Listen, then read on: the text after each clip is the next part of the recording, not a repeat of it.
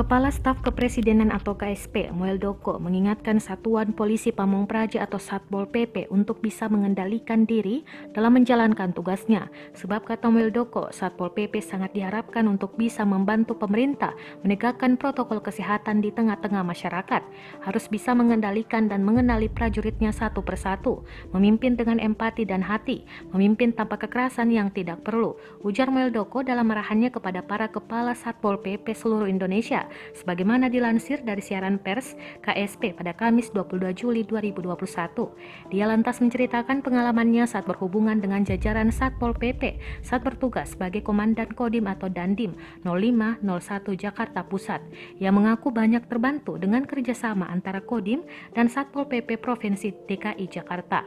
Berdasarkan pengalamannya selaku Panglima, dia yakin melalui pendekatan dengan empati akan selalu melahirkan kebijakan baru dan loyalitas dari semua pihak. Sementara itu, Pelaksana Harian Dirjen Bina Administrasi Kewilayahan Kementerian Dalam Negeri atau Kemendagri, Suhajar Diantoro, mengatakan pihaknya memahami tingkat kapasitas daerah berbeda-beda.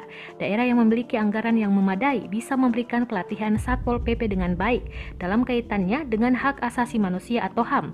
Hal itu berbeda dengan daerah dengan keterbatasan anggaran. Suhajar mengatakan saat ini segala tindakan penertiban harus sesuai aturan. Penegakan hukum harus tegas, namun simpatik dan santun, serta dilarang menggunakan kekerasan.